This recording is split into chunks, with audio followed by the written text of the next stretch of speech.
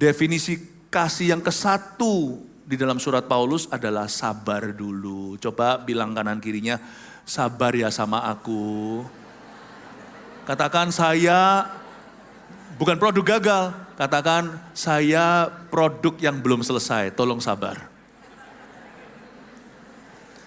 Kasih itu sabar, udah selesai. Yang kedua ini saya sampaikan kasih itu murah hati.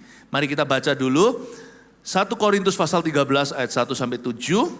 Kita baca bersama dalam hitungan ketiga.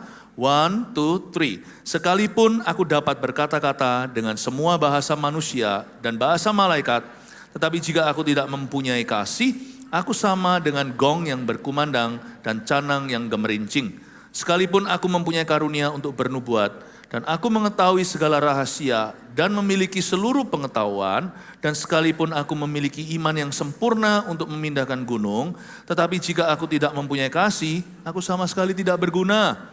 Dan sekalipun aku membagi-bagikan segala sesuatu yang ada padaku, bahkan menyerahkan tubuhku untuk dibakar, tapi jika aku tidak mempunyai kasih, sedikit pun tidak ada faedahnya bagiku. Kasih itu sabar, kasih itu murah hati, ia tidak cemburu, ia tidak memegahkan diri dan tidak sombong, ia tidak melakukan yang tidak sopan dan tidak mencari keuntungan sendiri, ia tidak pemarah dan tidak menyimpan kesalahan orang lain, ia tidak bersuka cita karena ketidakadilan, tetapi karena kebenaran, ia menutupi segala sesuatu, percaya segala sesuatu, mengharapkan segala sesuatu, sabar menanggung segala sesuatu. Kasih itu setia, kasih lemah lembut, kasih murah hati, kasih tidaklah sombong, kasih tidak cemburu, kasih itu panjang sabar. Ini lagu lama sih, nyantol sih di kepala saya waktu saya baru lahir baru. Maafkan suara saya masih fales-fales, belum bangun suaranya. Tapi itulah definisi kasih. Pertama-tama kasih itu sabar. Silakan Anda dengarkan sendiri kebaktian sebelum ini. Saya dan Pastor Maxi akan membahas, mengupas seharian ini tentang kasih. Tapi saya ingin Anda fokus pada kata murah hati. Kasih itu murah hati. Katakan kasih itu murah hati. Ayat 4, kasih itu sabar, lalu kemudian kasih itu murah hati. Saya suka sekali di 1 Korintus 13, Paulus membahas kasih dengan cara yang amat sangat praktis, memang betul. Terlalu cepat dia bahas, dibutuhkan guru atau gembala untuk mengajarkan. Tapi Anda sudah tahu kebenaran oleh karena pengurapan yang sudah ada di dalam dirimu. Jadi Anda bisa membedakan pengajaran ini betul atau tidak. Kasih itu sangat-sangat praktis, tidak teoristis. Karena itu Paulus berkata, kasih itu sabar. Lalu kasih itu murah hati. Murah hati itu seperti apa sih? Yang pasti murah hati itu pasti nampak di wajah kita. Salah satu contohnya orang yang murah hati pasti murah senyum. Ada orang berkata kalau di gereja senyum-senyum dia. Padahal orangnya nggak begitu. Jangan pasang kedok lah. Pasang topeng rohani. Topeng agamawi. Enggak sih. Saya sih lebih melihat positifnya. Kalau orang itu cemberut melulu di dunia atau di hidupnya, lalu dia datang ke gereja, dia senyum. Jangan halangi orang bahagia di rumah Tuhan. Itu bukan topeng. Kalau di rumah Tuhan dia juga cemberut, nah itu namanya celaka. Itu orang sudah gak punya harapan itu, jangan-jangan dia depresi dan bunuh diri. Tapi jangan berhenti sampai di rumah Tuhan atau sampai di gereja. Bawa itu pulang ke rumah. Gereja harus menjadi agen perubahan. Saya kalau datang ke rumah Tuhan tuh happy betul. Makanya salah satu album kita GMS Live berjudul Happy. Dengan smiley face itu, dengan wajah tersenyum kuning-kuning itu emoji. Sungguhan loh, datang ke rumah Tuhan tuh bahagia. Siapa sih gak bahagia datang ke rumah Tuhan sampai kita gak happy. Berarti something wrong with me, ada sesuatu yang salah. Karena di rumah Tuhan kita rasakan kelegaan. Kita itu bisa ditopang oleh iman saudara seiman masuk hadirat Tuhan. Jadi tersenyumlah, murah hati itu juga murah senyum. Janganlah kita itu gembar-gemborkan orang yang murah hati segalanya, orangnya cemberut melulu. Ya orang gak bisa senyum terus memang. Tetapi saya doa supaya orang-orang Medan, Sumatera, Kita semua di sini itu lebih ramah. Kemurahan itu dapat ditranslate atau diterjemahkan sebagai keramahan. Kata kemurahan atau murah hati di sini, kasih itu murah hati, dalam bahasa Inggrisnya bukan generosity atau murah hati dalam memberi, itu iya, tapi kata akar perkataan murah di sini bukan murahan. Murah hati di sini itu kindness dalam bahasa Inggrisnya. Kebaikan hati. Itu arti kata murah hati. Baik hati. Ya. Orang kalau hatinya tuh baik, gak akan marah-marah terus. Bisa emosi tapi sesaat saja. Siapa sih yang gak pernah marah? Bahkan Alkitab pun sangat realistis. Kalau kamu marah, jangan diterusin sampai berdosa. Dan jikalau kamu marah, Alkitab itu sangat praktis. Dia gak punya tuntutan yang setinggi langit, sehingga menuntut kita harus sempurna. Enggak. Kalau kamu marah, jangan izinkan matahari tenggelam atas kemarahanmu. Selesaikan sebelum kamu tidur, jangan sampai dibawa tidur lah kira-kira begitu. Not good for them, not good for you. Enggak baik buat orang lain. Orang lain itu loh, yang kita sedang kesel banget sama dia, enggak baik buat orang itu. Enggak baik juga buat Anda. Masa tidur dalam amarah. Alkitab itu tidak ajari kita untuk sempurna, tidak suruh kita untuk senyum terus, itu ya enggak. Bisa marah, tapi jangan berlebihan.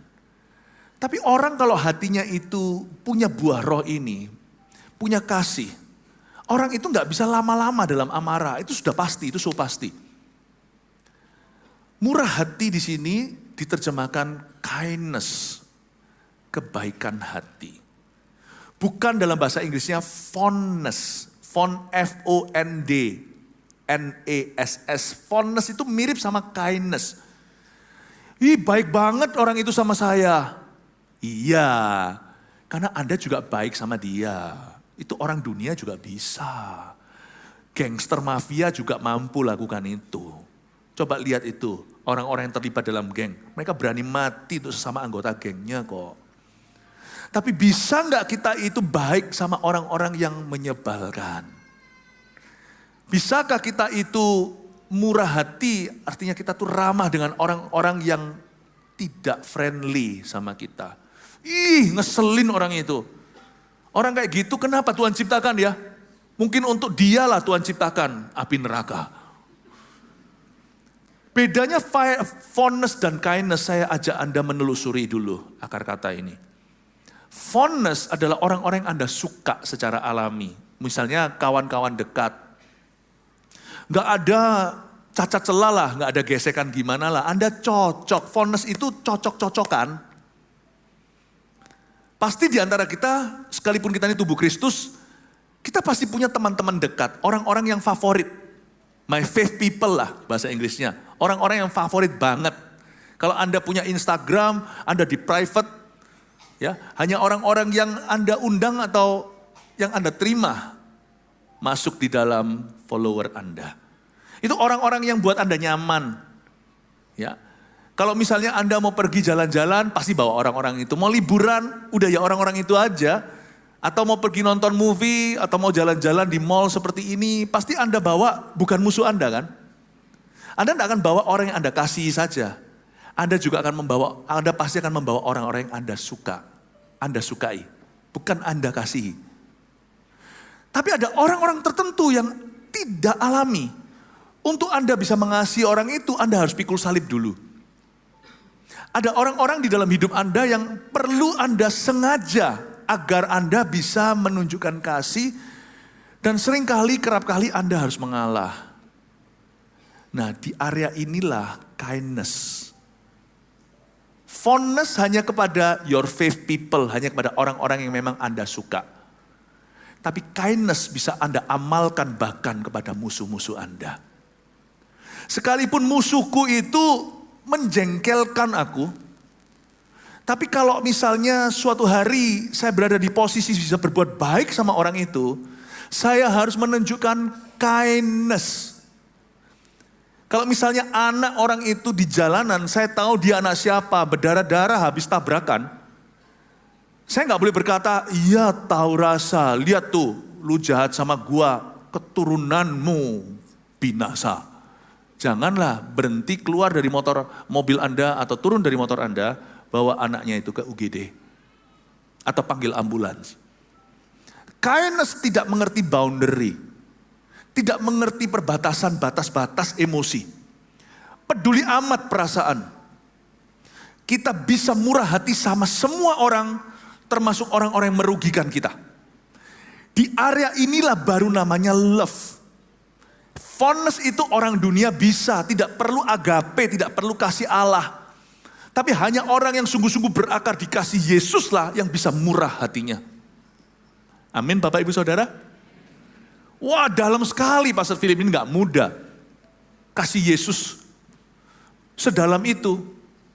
Makanya sehari-hari kalau saya mempraktekkan kasih, saya selalu pinjam kasih. Saya punya bank kasih saya adalah Kalvari atau Golgota. Tiap kali saya gak bisa ampuni orang lain, saya ingat Tuhan sudah ngampuni saya. Maka itu seperti ATM kasih, saya keluarkan cash dan saya kasih dia. Kasih yang saya bisa berikan kepada orang-orang yang tidak alami saya bisa berikan kepada mereka, saya terima dari Tuhan.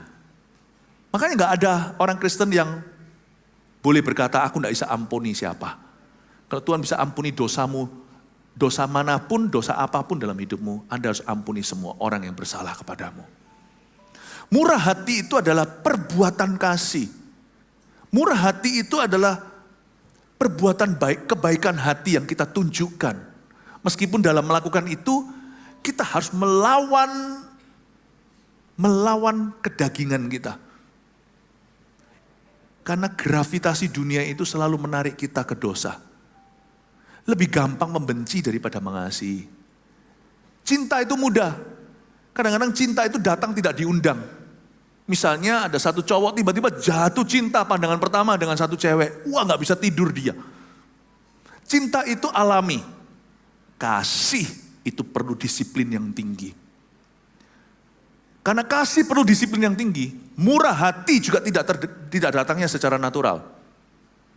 Agar Anda bisa menjadi makhluk yang murah hati di hidup ini, Anda harus menimba dari sumur Kristus. Ingatkan dirimu, kadang-kadang kita harus lawan. Kemurahan itu bukanlah suatu kebetulan, dia sesuatu yang disengaja.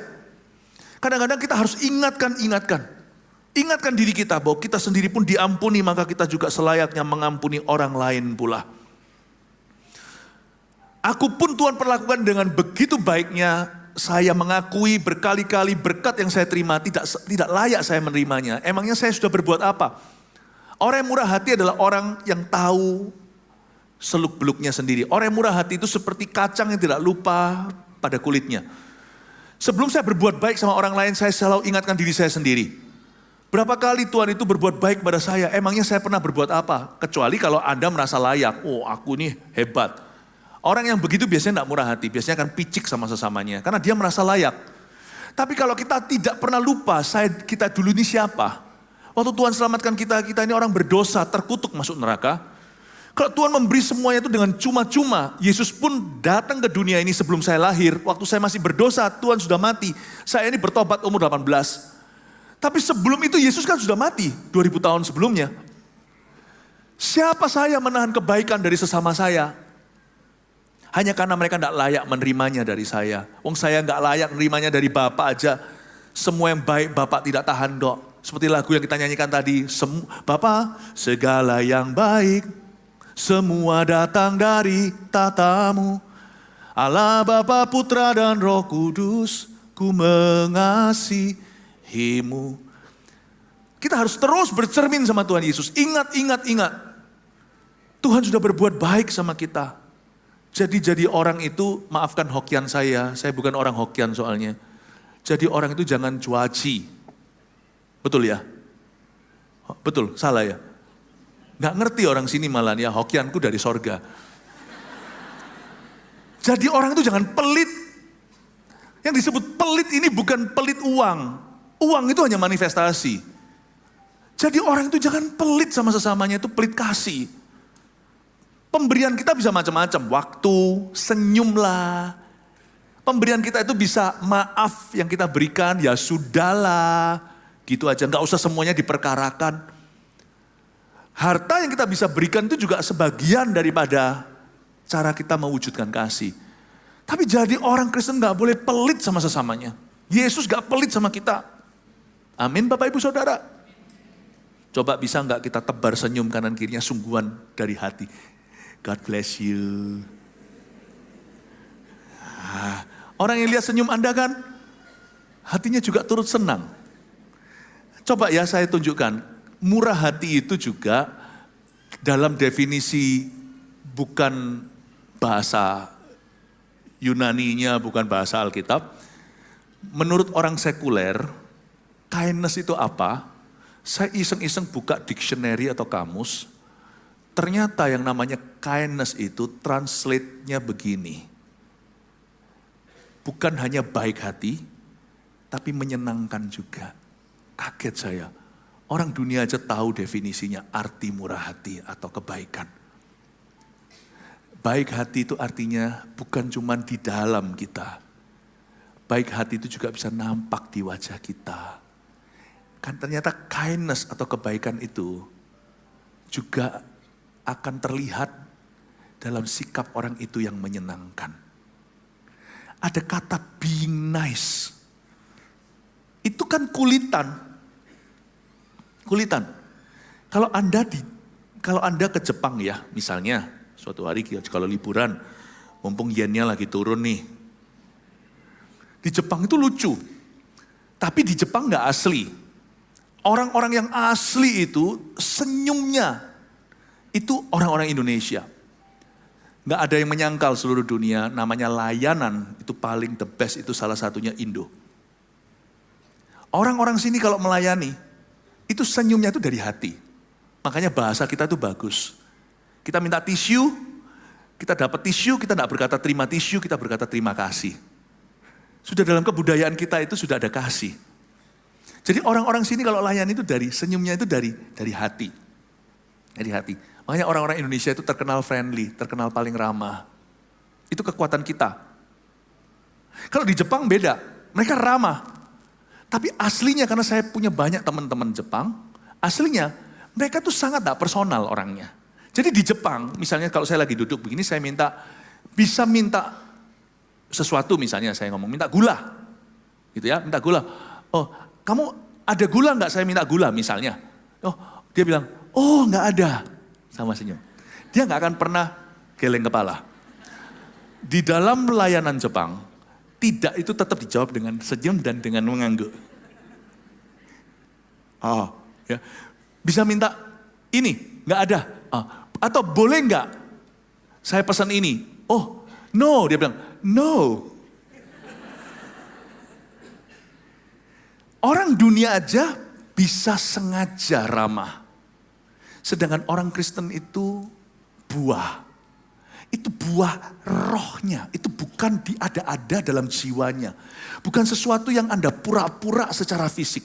Orang Kristen itu gentleness, kindness, kebaikan, kemurahan itu keluar dari rohnya. Tapi kenapa kita gagal tampilkan di wajah kita? Itu kan menghalangi berkat Allah untuk orang lain dan berkat Allah dalam hidupmu. Rohnya seseorang itu kapan? Waktu Anda di USG baru tahu ada bayi. Baru minggu-minggu awal. Gak ada tangan jarinya jikalau bulan pertama Anda hamil. Ketahuan baru 2 minggu misalkan. Lalu tiba-tiba sudah ada tangan, ada kakinya tengking itu. Itu bukan janin di dalam perutmu. Minggu-minggu pertama itu cuma keluar begini loh, lihat. Bahkan jantungnya pun belum ada, boleh dikatakan. Dut, dut, dut. Dokter kalau enggak tunjuk dengan jari kita enggak tahu. Itu loh, lihat denyutan. Dut, dut, dut, dut, dut. Tidak ada apa-apa. That's the spirit of man. Dari situlah, dari dalam kita keluar kebaikan. Bedanya kekristenan dengan yang bukan, kebaikan itu sesuatu yang harus diusahakan agar orang masuk ke sorga. Tapi kekristenan, karena kita tahu kita diselamatkan, kebaikan itu muncul sendirinya dari roh kita. Kita lahir baru oleh Roh Kudus, itu jadi buah. Nah kalau kita itu sudah dilahirkan kembali oleh kuasa Roh Kudus, kenapa kita tahan di muka kita? Kita jadi orang yang pelit, senyum, dan cemberut terus. Sedangkan orang dunia aja tahu, kindness itu artinya being nice juga. Boro-boro hatinya, dunia sih nggak lihat hati. Allah yang bisa menguji hati kita. Manusia hanya lihat bukti. Orang dunia berkata kindness atau kebaikan atau kemurahan itu artinya orang itu nice. Orang itu menyenangkan. Pernah enggak ada orang Kristen yang sungguh-sungguh lahir baru? Orang Kristen yang bahkan sudah seperti tadi bisa bicara bahasa malaikat. Sudah terima bahasa roh, bisa bahasa lidah. Pelayanannya banyak, bahkan berani mengorbankan waktu. Jangankan waktu, dia korbankan diri pun berani. Tapi tanpa kasih, dia seperti gong yang nyaring bunyinya. Hanya gemerincing saja. Tapi di level ini dia kesleo, dia terkilir. Pelayanan ada, karunia punya. Tapi orangnya nggak nice. Orangnya nggak menyenangkan. Yang seperti ini jadi batu sandungan. Yang dia sandung bukan orang lain aja. Tapi kita juga menahan berkat kita sendiri. Kalau kita tidak murah hati, siapa yang rugi? Kita sendiri. Waktu kita tidak murah hati kita pun tidak happy. Ketika Anda menolong seseorang misalnya, klise nih, sesuatu yang klasik. Ada seorang di gereja, tiba-tiba ada satu orang tua. Anda kasih kursi, silakan ibu yang duduk di sini, kita muda. Yang diberkati siapa? Orang tua itu dapat kursi, Anda dapat happy. Di hati Anda merasa, wow aku berbuat baik hari ini. Masuk surga aku? Bukan, kita Kristen. Kita masuk dulu. Kita percaya nama kita tertulis dalam kitab kehidupan bukan karena kebaikan kita. Tapi karena pengorbanan Yesus. Tapi hati kita loh, senengnya bukan kita masuk surga masuk di hari kita. Wow, Anda tidak usah bangga-bangga. Nah, kebaikan atau kemurahan hati yang gak tulus adalah setelah Anda berbuat itu, Anda cerita-cerita. Saudara-saudara tahu ya, ini kursi dari aku ya. Tadi aku yang duduk sini, sekarang grandma ini. Buyar gak dihitung sama Tuhan itu kemurahan, itu kemunafikan. Tapi di hatimu tahu, seperti ada kedipan dari Kristus. Baik sekali perbuatanmu, hai hambaku. Padahal kita belum mati untuk menerima kalimat itu. Tapi seperti ada suatu kesaksian roh di dalam diri kita bahwa Allah berkenan. Senang gitu loh. Kalau Anda tidak murah hati, kalau kita tidak menyenangkan, yang rugi itu kita. Ada sesuatu hilang antara kita dengan Tuhan. Ada suatu hawa yang hilang dengan Allah kita. Amin Bapak Ibu Saudara. Kenapa orang Kristen kok ada yang tidak menyenangkan? Mungkin buahnya nggak diteruskan. Sudah naik ke atas dari rohnya, sampai sini ditelan sama dia. Gengsi aja, ngapain senyum-senyum. Karena waktu naik ke atas, akhirnya tradisi kita, bawaan kita lebih berbicara. Kebudayaan yang kita izinkan adalah kebudayaan yang kita warisi dari nenek moyang kita. Kita tidak menerima kebudayaan kerajaan sorga. Sampai situ yang kita turuti, bayangin buahnya udah mau keluar, didelepin lagi. Biarin, izinkan dirimu jadi orang yang lebih menyenangkan mulai hari ini. Orang berkata, orang-orang Sumatera itu keras-keras. Saya rasa tunggu dulu. Belum ke GMS ya? Haleluya, kasih tepuk tangan tuh Tuhan. Lawan kata kindness di dictionary atau di kamus adalah, are you ready? Seperti singkatan kata Kristen KTP. KKTP. Ingat itu aja. Keras, kasar, tajam, pahit. Itu lawan katanya. Kasar, keras, tajam, pahit. Ingat aja KKTP. Orangnya kasar. Padahal dia Kristen. Orangnya keras. Tadi pagi saya beritahu soal sabar nih. Jangan kita itu percaya suku tertentu itu orangnya keras-keras. Semua suku itu keras. Tadi pagi saya jabarkan. Tapi ada yang kerasnya itu frontal. Apa lu? Tapi ada yang, ya sudah, tapi nanti tusuk belakang. Pada dasarnya suku dosa kita semua ini. Suku apapun kita dari suku apapun asal kita semua itu turun-temurun Adam dan Hawa, kedagingan. Kasih itu gak ada dalam rekaman kita waktu kita jatuh. Nenek moyang kita namanya Adam itu. Jadi yang terekam di sini semua itu kekerasan hati. Mau Jawa, Sunda, Nias, Batak, Tionghoa, bangsa manapun, negara manapun, coba lihat sekarang. Bangsa bangkit melawan bangsa, negara bangkit melawan negara. Mana ada sih orang gak keras? Asia, Eropa, Timur Tengah, semua orang itu keras. Namanya kita semuanya itu keturunan Adam dan Hawa. Makanya itu kalau kita mau memuliakan Kristus, kita harus sengaja lawan arus. Jadi orang itu harus menyenangkan, bukan dibuat-buat. Karena kita orang Kristen gak bisa buat-buat itu. Karena kita lahir di dalam itu. Buah roh, roh kita itu sudah ada DNA-nya. Jadi tinggal kita itu nurut. Jangan menghalangi, jangan melawan. Jangan percaya suku tertentu lebih keras dari yang lainnya. Semua suku keras. Semua suku. Makanya kalau ada orang berkata, orang Sumatera keras, saya berkata, lu ya keras, lu juga keras kok. Tapi tunjukkan, mumpung Anda dikenal sebagai orang yang keras. Tunjukkan, sehingga orang datang ke sini kaget, lu ini Sumatera atau bukan? Karena lawan kata kain, atau murah hati, atau baik hati, adalah KKTP. Keras, kasar, tajam, pahit. Pahit itu cuma boleh teh. Teh pahit kosong. Teh pahit dingin. Teh pahit manis. Lu maunya manis atau pahit? Teh pahit panas. Manusia jangan. Kita nggak boleh, harus hati-hati dengan dua ini. Kasar dan keras.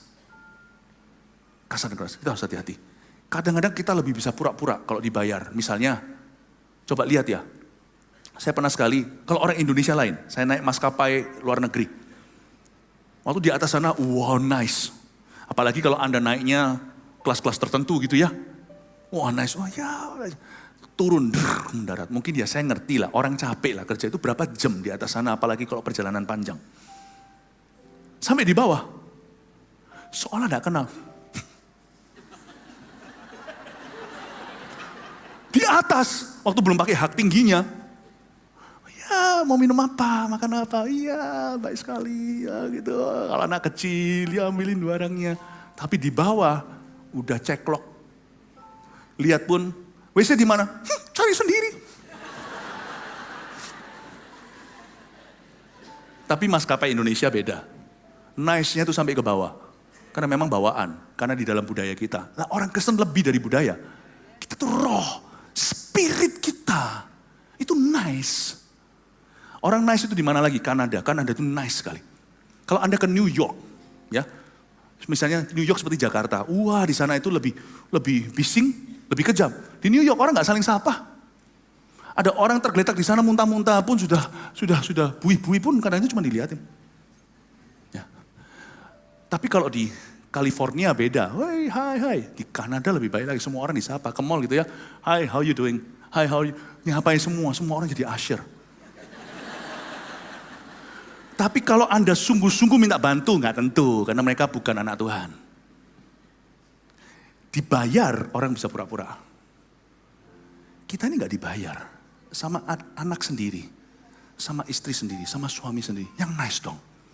Yang nggak dibayar itu justru nggak kebayar. Bukan berarti tidak dibayar. Itu justru ujian sesungguhnya. Di dalam gereja seperti ini, yang nice. Yang menyenangkan satu dengan yang lainnya. Karena gereja itu percontohan Allah, rumah contohnya Tuhan. Orang dunia itu menilai kita loh. Semua mata di luar, jangankan orang non-Kristen. Yang Kristen aja menilai gereja yang maju. Mereka bisa nice gak satu dengan yang lainnya. Tadi pagi saya minta supaya Anda yang melayani, yang nice sama jemaat. Jangan boro-boro ngomong murah-murah hati. Murah hati itu ada buktinya. Yang paling murah hati yang paling murah itu adalah ramah. Sebelum Anda terjemahkan kemurahan pakai bahasa asli, Yunani segala. Kata kemurahan itu juga artinya keramahan. Bukan itu doang, gak berhenti sampai situ. Tapi kalau ramah aja gak bisa, mana bisa murah hatinya. Kalau nice aja gak bisa, mana bisa kain. Kalau menyenangkan aja gak bisa, mana bisa baik hati. Janganlah kita ngomong, yang penting pokoknya hatinya. Saya gak menyenangkan gak apa-apa. Saya menyandung orang lain, saya buat orang lain jadi marah, gak apa-apa. Yang penting kan hatinya. Orang gak lihat hatimu, saudaraku. Orang lihat luarnya, Tuhan yang melihat hati. Kalau kita itu dilihat. Saya tadi pagi saya jelaskan agar yang melayani Tuhan itu harus baik, sabar sama jemaat yang dilayani. Ya. Termasuk ya, jemaat yang menyenangkan, termasuk jemaat yang kurang menyenangkan. Ada loh. Tadi saya belum selesai cerita yang kebaktian satu tadi. Waktu saya sekali-kali, kamuflase saya itu menyelinap di antara usher. Waktu saya tidak berkhotbah, mereka tidak tahu bahwa gembala sidangnya ikut ngasher. Saya pernah loh, kalau ketemu, saya lihat jemaat yang juga, usher kita sih baik-baik. Shalom, shalom semuanya baik-baik. Ada yang dibentak, padahal waktu dibentak, orang yang bentak dia nggak tahu yang usher itu siapa. Bisa juga yang usher itu jenderal. Tapi meskipun sana bintang, waktu Anda masuk ke gereja melayani, hanya Yesus bintangnya. Sana mungkin konglomerat, tapi waktu kita melayani di gereja, kita semua melarat. Berbahagialah orang yang miskin di hadapan Allah, baru empunya kerajaan sorga. Nggak tahu yang dibentak itu siapa. Mana ada kursi, nggak bisa. Bapak jangan, karena banyak orang-orang termasuk orang tua, jadi jangan sampai dikasih, itu loh sini dikasih tisu, sana kasih tisu. 5 kursi dibuat kosong, orang-orangnya masih telat datang, yang lainnya itu sudah antri-antri, nangis pulang. Bapak tolong diambil itu tisunya, apanya. Ini tolong ya, karena ada orang yang, loh belum, sudah dekat, dia ke WC. WC apa, belum datang, masih di rumah, masih make up. Tapi kan akhirnya mencoba cerita, jangan Pak, enggak boleh Pak, kita itu reservasi tempat-tempat seperti ini. Kamu kok suruh-suruh aku? Pelayan Tuhan kok sombong sekali. Loh kok jadi begitu? Kan dia hanya melakukan tugasnya. Kamu enggak tahu ya saya siapa ya? Waduh. Kalau bisa jawab ya Pak, Tuhan Yesus pun enggak semua orang tahu Pak. Bisa ditampar. Siapa tahu yang tampar dia itu adalah sersan, yang ditampar adalah jenderal.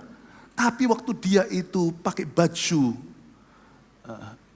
biasa, baju pelayanan. Orang enggak tahu bintangnya. Enggak ada orang pelayanan di sini tuh pakai baju seragam tentaranya. Atau pakai semua yang membuat orang itu matanya enggak tertuju ke Kristus. Pada waktu mereka beribadah itu tanggalkan sementara. Kita semua pakai seragam yang sama, yang pakai hitam-hitam itu loh, ada tulisannya service management. Anda enggak tahu itu siapa. Ada orang yang lebih biasa, ada orang yang gimana. Saya beritahu tadi waktu kebaktian 1. Saya ikut ngasher situ, ada orang yang nice, asyirnya nice. Tapi ada juga sebaliknya, saya tekankan. Jemaat juga harus nice sama pelayan-pelayan Tuhan. Karena mereka pun jemaat juga. Sadarkah Anda? Coba lihat ini. Anda main berapa kali hari ini? Anda full timer kah? Tidak. Volunteer kan? Punya pekerjaan. Kerja apa? Di kantor. Ya saya tahu kerjanya di kantor. Ya sudah kira-kira begitu. Sudah menikah atau belum? Belum.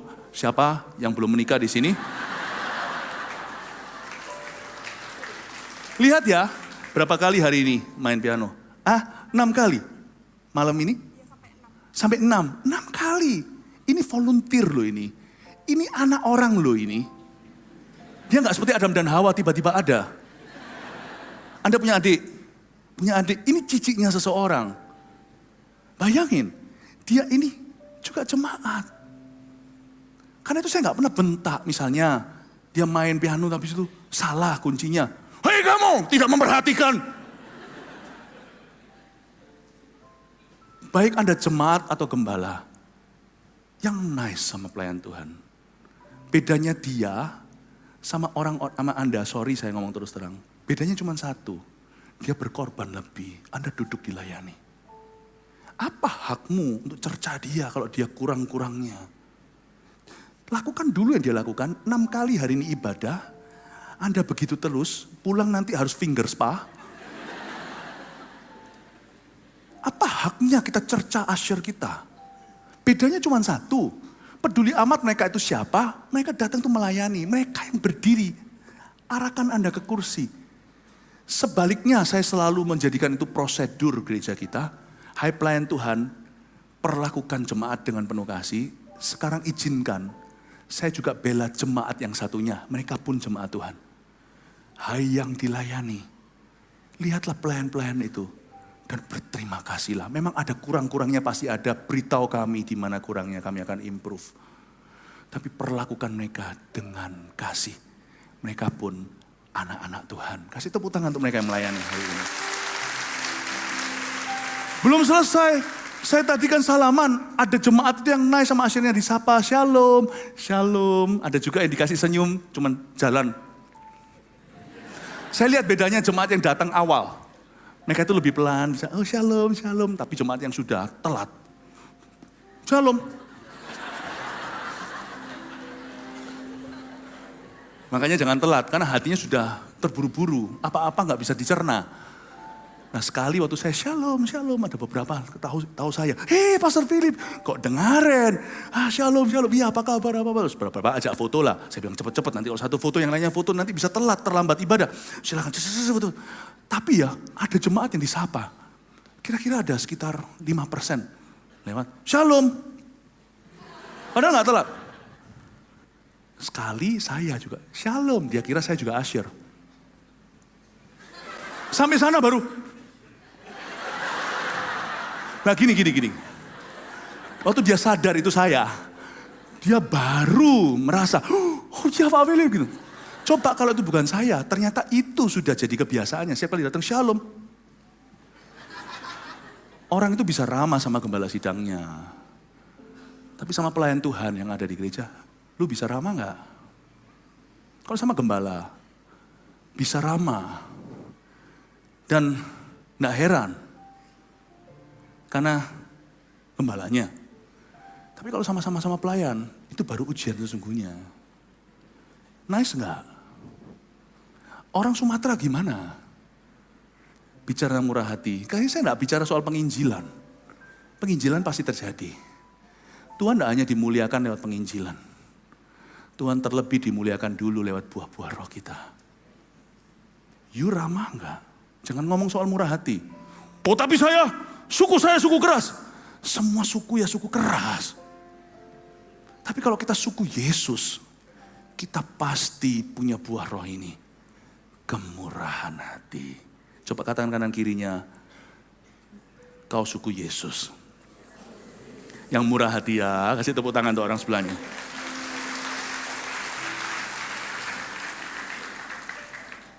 Itu dia.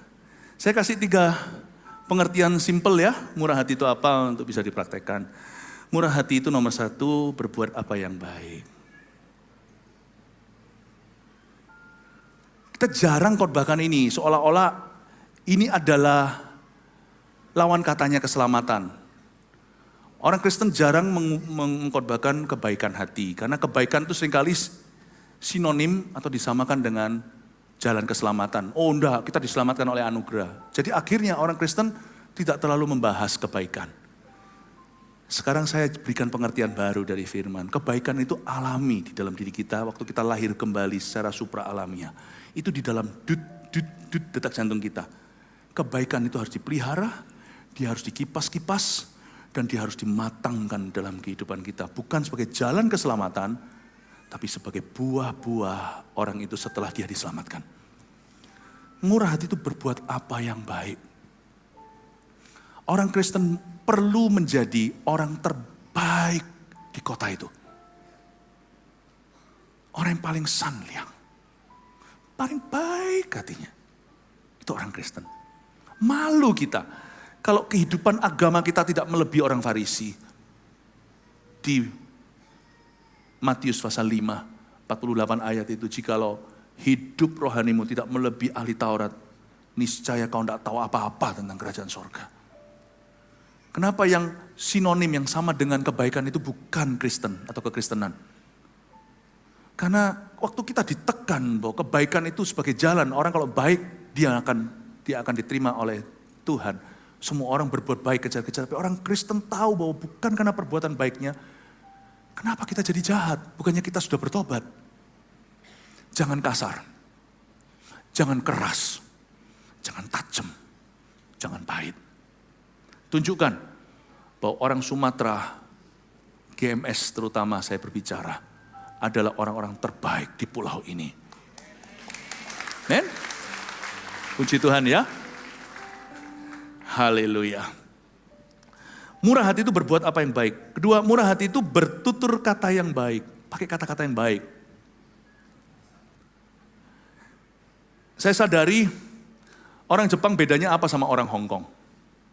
Oh Jepang terus yang kena ya. Bahkan tadi pagi juga tentang Jepang. Ya sudah, nanti next saya akan bicara soal tentang Malaysia. Kalau Anda di Jepang, makan pagi, please jangan rame-rame, semua mata akan pelototi. Itu orang Jepang kalau makan tuh lucu. Duduk begini.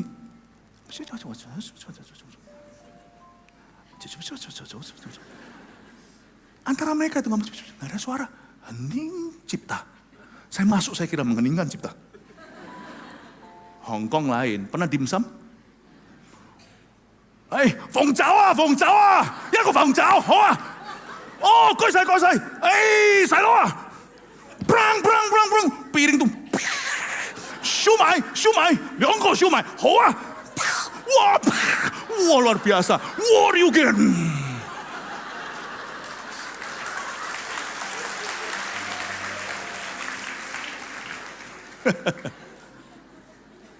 Ada orang yang memang lahir suaranya keras. Tapi hatinya baik. Saya kalau, pernah sekali saya tanya jalan, saya dan istri, orang ngomong, anterin satu blok. Ini, sini. Bedanya di situ. Orang Hong Kong baik-baik. Nggak semuanya ya, tetap ada orang jahat. Jadi kita tidak menghakimi suara keras. Enggak, tapi tutur kata yang keras. Itu yang kita hakimi. Sifat yang keras. Itu kita hakimi. Untuk apa kita berantem? Dalam hal apa kita nyaringkan suara kita? Ibu ini nyerobot lagi. Ya sudahlah. Mending kalau, sorry ini. Sorry ya. Lihat tuh, bayi itu paling murni. Lu mau ngomong kasih dia nggak ngerti. Saya keras dia nangis.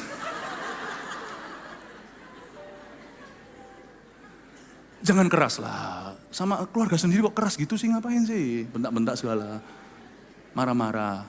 Janganlah. Sama anak juga kayak begitu. Cuman anak sekarang sudah terlalu besar untuk nangis gitu. Tapi dalam hatinya dia nangis, dia berdarah.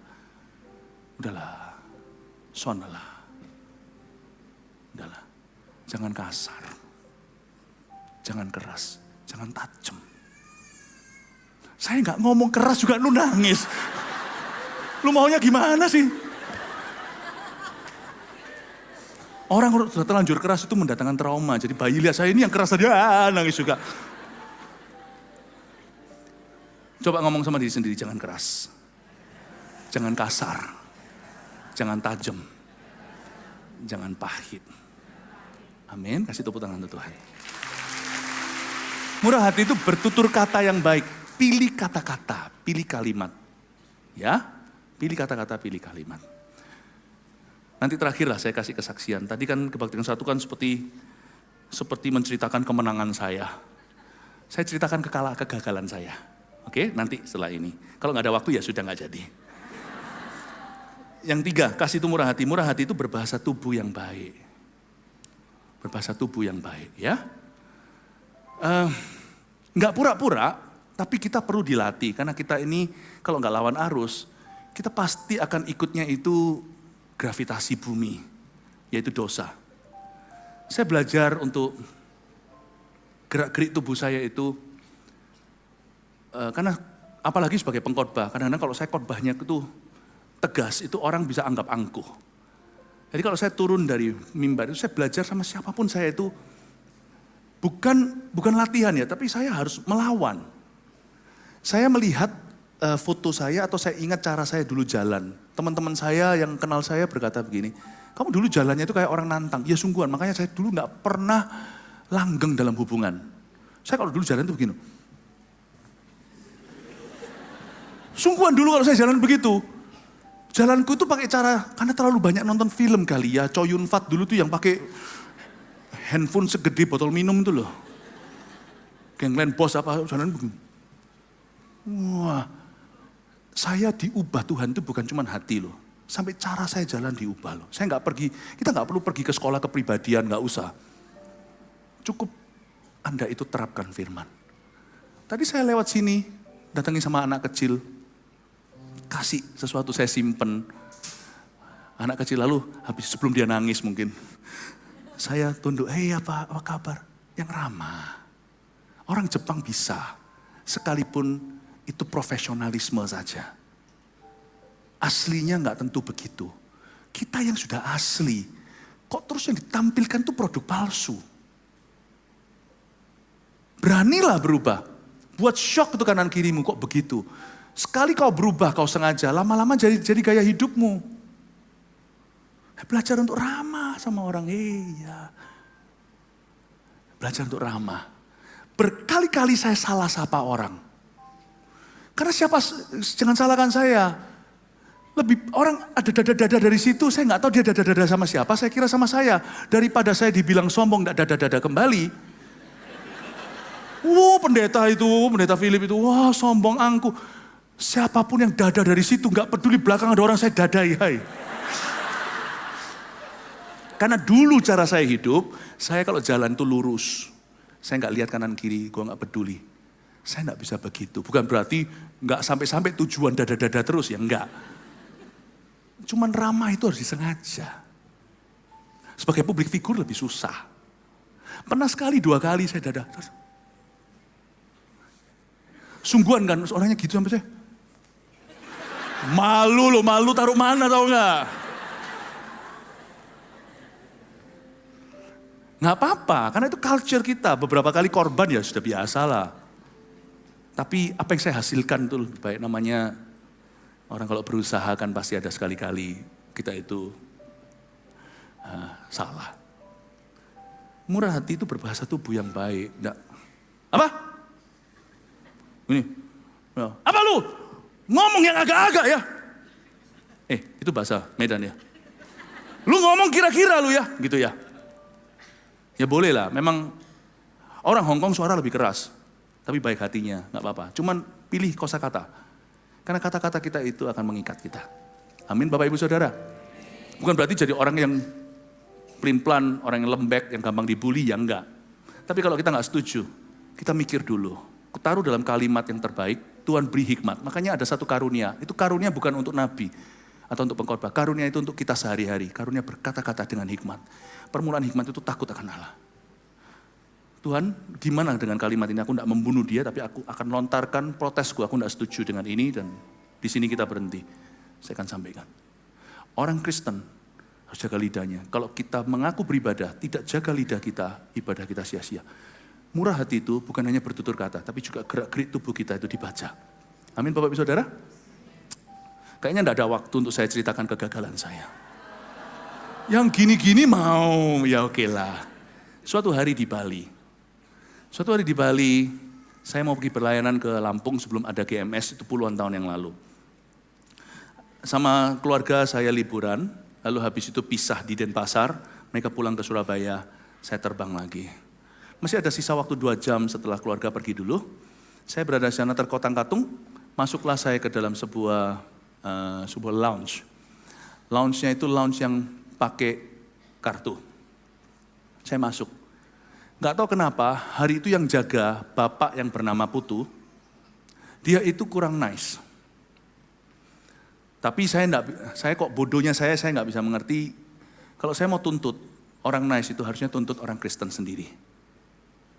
Kalau mereka kan bukan sesuatu yang dari, maksudnya bapak ini secara profesional harus menunjukkan yang terbaik, dengan sikap yang baik, tapi kita orang Kristen sudah dilahirkan kembali di dalam hal-hal itu.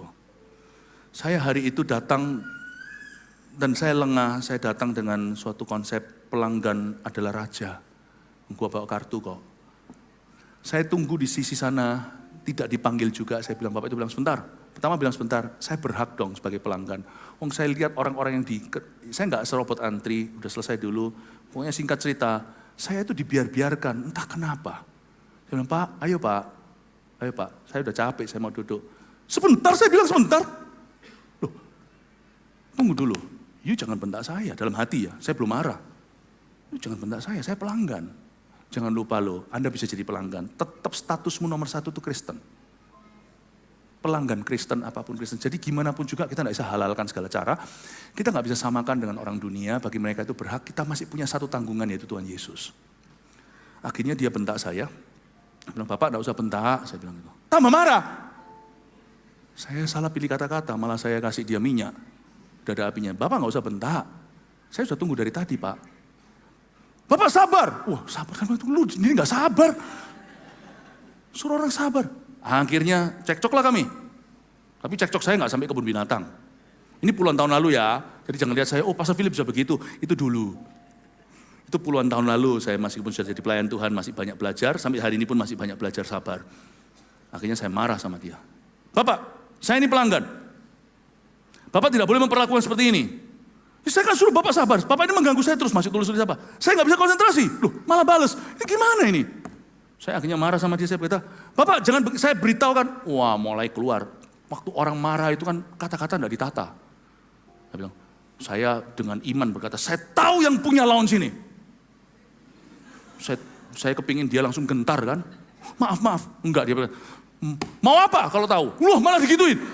Lu jangan tantang saya nih. Ya kan? Lalu habis itu saya ngomong sama dia, namanya siapa Bapak? Ini, catat, cepat, catat. Lu tambah tantang. Saya ambil waktu itu handphone belum yang ini, mau flip gitu, masih zaman dulu nih, puluhan tahun lalu. Oke saya tulis. Saya nggak tulis apa-apa, pura-pura aja ketik-ketik. Saya juga nggak kenal yang punya lounge kok. Saya bilang, Bapak dalam masalah silakan. Bapak kalau nggak mau di lounge ini silakan cari yang lain. Saya bilang, ya sudah, dia bilang. Ya sudah, dia juga bilang, ya sudah. Nggak sudah. Baik, saya keluar. Cari lounge lain semuanya nggak ada nasi jinggo. Akhirnya saya balik kucing, kepingin ke lounge itu. Saya lihat dia lagi, kesel aku. Perutku lapar, aku mau makan. Kelihatan lagi. Akhirnya saya marah kan sama dia. Saya bilang, Bapak ini nggak bagus pelayananmu. Tidak bagus Anda. Anda itu bentak-bentak customer, saya tunggu dari tadi. Waktu saya keluar sana, Roh Kudus tegur saya, kasih itu murah hati. Saya bilang, apa hubungannya Tuhan? Murah hati itu bukan sesaat, di mana-mana. Hidupmu bukan milikmu lagi. Sekalipun kamu hari ini menjadi pelanggannya, kamu tetap adalah anakku. Aduh Tuhan, akhirnya saya malu, Tuhan, saya mempermalukan kau. Ini zaman sebelum YouTube ya. Ini zaman sebelum saya dikenal lebih lebar. Tapi sudah zamannya mulai masuk, hari-hari itu masuk ke sebuah TV swasta. Gereja kita udah berkembang tapi belum sampai ratusan gereja. Akhirnya saya berkata sama Tuhan, berdiri di sana, saya ngomong di luar, saya berkata, Tuhan maafkan saya kilaf Tuhan. Ampuni saya tidak murah hati, apalagi sabar. Tuhan bilang, kembali dan minta maaf. Ya Tuhan, jangan gitulah Tuhan. Mukaku ditaruh di mana Tuhan? Taruh di lututku, ntar lututku bengkak. Minta maaf. Kalau kamu mau melangkah, aku menyertaimu. Oke, saya datang. Saya lihat di pintu, orang itu lagi. Saya maju lagi. Aduh. Beranikan diri saya maju. Maju selangkah-selangkah, dia ngeliatin saya. Nulis apa saya nggak tahu. Waktu saya dekat sama dia lagi, langkah persis saya berada di depan mejanya. Masuklah marifat Tuhan itu baik-baik. Anaknya yang kedua. Namanya ini. Kondisinya begini, aku akan ubah begitu. Aku ini gagal Tuhan. Kau masih kasih aku karunia. Makanya di sini ada satu prinsip. Karunia itu tidak peduli kau gagal tidak. Karakter tetap Tuhan kejar. Karunia is karunia. Tuhan tidak menyesali kasih karunianya kita Roma. Tapi karakter tidak bisa kau bolos. Tidak bisa mentang-mentang, oh aku kan pelayanan, aku gini, sukses. Bahkan berkat materi pun bukanlah takaran. Jangan Anda kira pekerjaan Anda diberkati, otomatis Tuhan berkenan pada hidupmu. Hidupmu berkenan atau tidak, berdasarkan buah rohmu. Kalau nggak seperti Yesus, ya nggak seperti Yesus, udah gitu aja. Akhirnya saya berkata, Pak, apa? Bapak lagi? Iya Bang. Bapak, saya minta maaf. Dia lihat saya. Saya minta maaf karena saya membentak Bapak. Saya enggak, by the way, saya tidak ngomong yang kasar, keras, tajam pahit gimana. Enggak, saya enggak ngomong sesuatu yang kasar, tapi saya keras. Saya minta maaf ya Pak. Terus dia bilang, ya saya juga minta maaf. Saya harap Bapak tidak kapok ya melayani pelanggan. Saya cuma datang sini untuk say sorry aja. Ya Pak, semoga Bapak tidak enak. Saya mengerti mungkin Bapak hari ini bukan harimu yang terbaik. Saya minta maaf ya. Sama-sama Pak, saya juga minta maaf. Oke. Pak, anak Anda yang kedua, namanya ini, dia sekarang begini. Tuhan, saya nggak ngomong Tuhan, tapi ya saya ngomong Tuhan akan buat dia begitu. Dia lihat saya, terbelalak. Bapak kok tahu? Nah di situ saya kata, terima kasih Pak, bye-bye.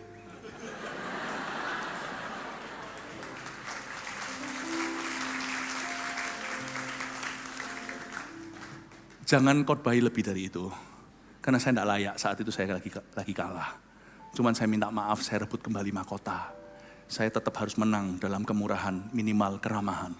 Saya harap nanti waktu orang itu buka TV suatu hari, Shalom pemirsa, lah ini karena benak saya. Dia tidak batu sandungan, dia tahu saya orang biasa. Tapi saya berusaha. Dan semoga waktu dia dengarkan itu, Bapak tersebut akan menerima Injil dengan baik. Bapak Ibu Saudara, saya ceritain pada Anda ini, bahwa saya pun bergumul untuk belajar untuk ramah. Karena saya orangnya dahulu sangat tidak kenaan. Saya tipe senggol bacok dulu. Sungguhan. Tapi Tuhan latih saya demikian rupa. Hari ini saya tidak bisa emosi.